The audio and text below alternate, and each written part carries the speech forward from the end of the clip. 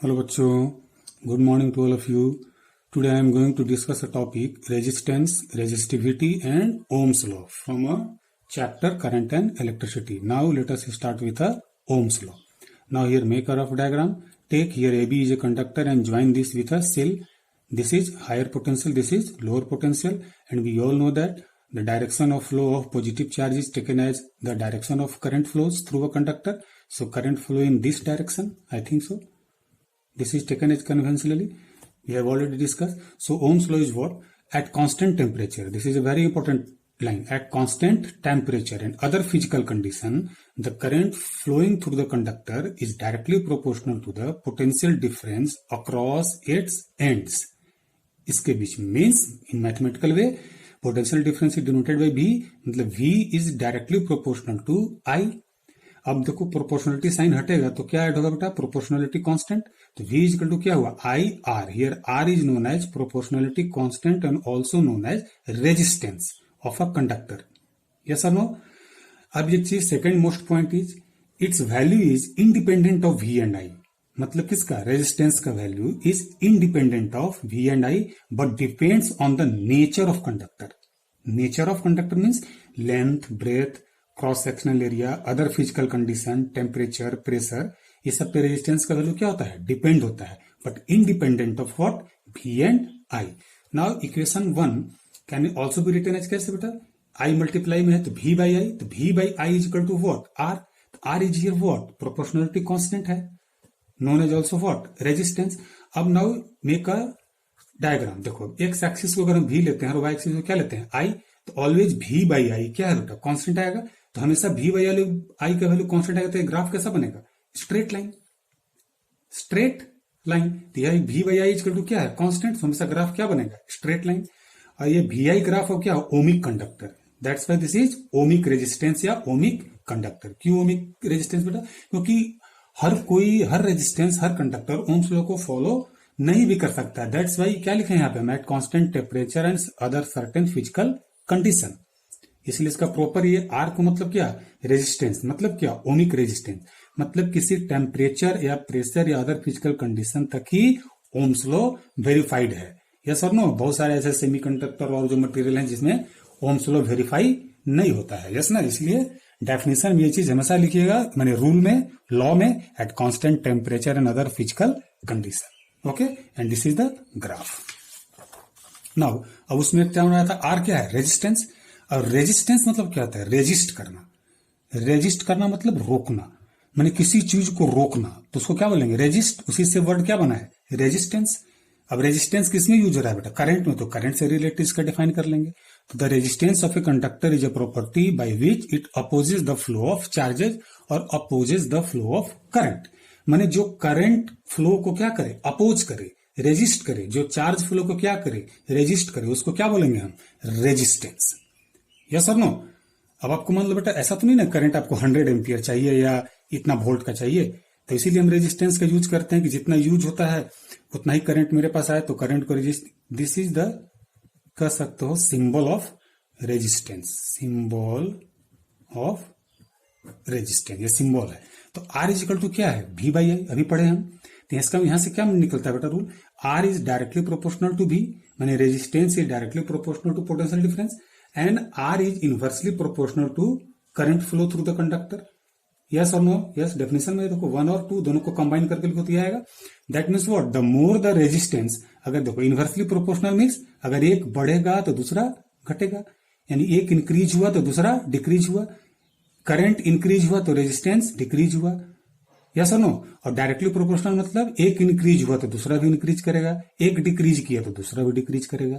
Inversely में just opposite होता है. That means the more the resistance, अगर ये रेजिस्टेंस मोर है, the less the current I for a given potential difference. अगर रेजिस्टेंस मोर है तो करंट क्या फ्लो होगा? Less. I think so I understood. Its SI unit is ohm. Now R is to क्या होता है? V by I.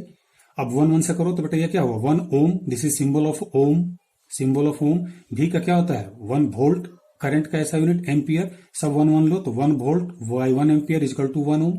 Now one can define it also mathematical way. If a current of 1 ampere flows through a conductor on applying potential difference of 1 volt, its ends the resistance will be 1 ohm। पसंद आया कि अगर 1 ampere का current flow हो रहा है conductor में, जब आप पोटेंशियल डिफरेंस कितना अप्लाई कर रहे हो 1 वोल्ट, तो उसका रेजिस्टेंस क्या होगा 1 ओम। यस और no. Now most important point होता है the factors affecting the resistance. कौन सा फैक्टर है जिससे रेजिस्टेंस अफेक्ट होता है? At constant temperature the resistance of a conductor depends on the following factors. First क्या है बेटा? Resistance of a conductor is directly proportional to its length. मतलब resistance R is directly proportional to length. मतलब length increase हुआ तो resistance भी increase करेगा, length decrease हुआ तो रेजिस्टेंस भी डिक्रीज करेगा। देखो सिंपल समझो बात है। अगर कंडक्टर है बेटा, वो बहुत छोटा कंडक्टर, तो we all know everything is made up of what? Electron. और चार्ज कैरियर्स क्या होता है बेटा? इलेक्ट्रॉन ही होता है। यस। तो अब बताओ, इलेक्ट्रॉन अब बहुत छोटा कंडक्टर है तो उसमें लेस नंबर ऑफ इलेक्ट्रॉन्स है, और बहुत बड़ा कंडक्टर है तो उसमें मोर नंबर्स ऑफ इलेक्ट्रॉन है। तो ज्यादा कौन लड़ेगा? जिसके पास ज्यादा इलेक्ट्रॉन है। तो अगर बड़ा कंडक्टर है बेटा तो उसमें conductor means what? Simple wire. या सुनो, आप सपोज कर सकते हो, ये देखो, ये भी कंडक्टर है और ये भी कंडक्टर है, ये ए और ये बी। अब सपोज करो ए किसके पास ज्यादा इलेक्ट्रॉन है? इसके पास ज्यादा इलेक्ट्रॉन है। या सुनो, तो ये ज्यादा देर तक लड़ेगा बेटा, तो इसलिए ये इसका ज्यादा रेजिस्टेंस है। और ये छोटा कंडक्टर है, लेंथ इसका स्मॉल है, तो इसके पास लेस नंबर ऑफ इलेक्ट्रॉन्स है, इसलिए थोड़ा ही देर लड़ सकेगा। That's why resistance of a conductor is directly proportional to length. B, resistance of a conductor is inversely proportional to area of cross section. अब देखो एरिया समझो, ये है ना, और एक ये एरिया है। तो देखो एरिया किसका बड़ा है? इसका एरिया बड़ा है, बिग है, ये स्मॉल एरिया है। तो बिग एरिया से मतलब क्या होता है बेटा? बिग अगर एरिया है तो इसमें इलेक्ट्रॉन इजीली ना पास कर जाएगा। बिग एरिया है तो उसमें इलेक्ट्रॉन क्या कर जाएगा? इजीली पास कर जाएगा। या सुनो, और स्मॉल एरिया है तो उसमें इलेक्ट्रॉन बेटा लड़ झगड़ के पास करेंगे, दिक्कत होगी उसको। That's why resistance is inversely proportional to area. अगर एरिया बिग है तो रेजिस्टेंस लेस है, और एरिया लेस है तो रेजिस्टेंस हाई है। अंडरस्टूड और नॉट? ये दोनों understood? Yes yes. Now third, resistance of a conductor depends on nature of material. बेटा होगा ही ना होगा, कौन मटेरियल कहां से आया है, किससे बन के आया है, तो सब चीजों पर डिपेंड हो सकता है। यस और no? Yes. Now from 1 and 2 दोनों को साथ लिखो बेटा। R is directly proportional to L, R is inversely proportional to 1/a, दोनों साथ लिखो। तो R is proportional to what? L/a, मतलब L इंटू 1/a, तो L/a। और प्रोपोर्शनलिटी कॉन्स्टेंट हटाओगे तो ऐड होगा, इक्वलिटी। तो आर इज इक्वल टू रो, इस साइन को क्या बोलते हैं हम? रो, RHO, रो, L/a। अब ये रो क्या है?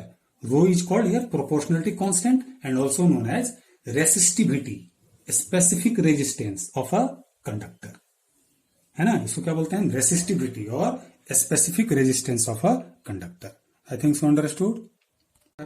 रेजिस्टेंस क्या बोले थे? Resistance depends on nature of material, length, area, other physical condition, temperature, pressure.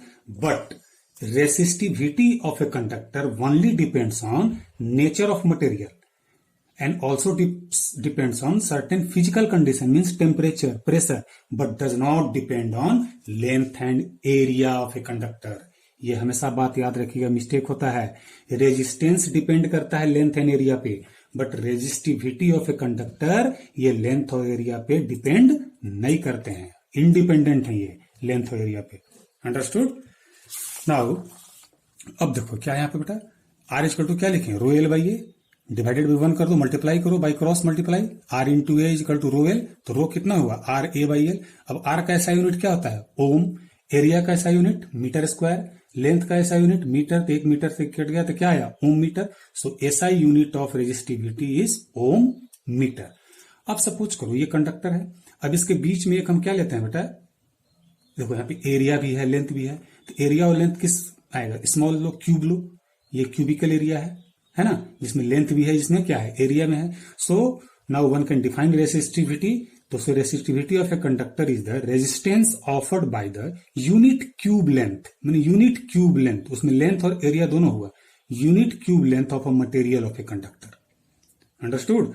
Resistivity of a conductor is the resistance offered by the unit cube length of material of a conductor। बात समझ में आ गया? Now अब ये question ऐसा आता है बेटा, what is the difference between resistance and resistivity. तो रेजिस्टेंस क्या होता है, वो किस चीज पे डिपेंड करेगा, length, area, other physical condition, temperature, pressure, yes और नो। बट रेसिस्टिविटी किस चीज पे डिपेंड करेगा, only depends on physical condition और nature of material, but does not depend on length and area. This is the most important point of resistance and resistivity, यही दोनों में difference है। Understood और not? Yes. Now this is your homework, right the answer of the following question in fair copy, आप लिख लीजिएगा, and also read NCERT, yes na, related to this topic. I think so everybody can write it easily. Thank you very much.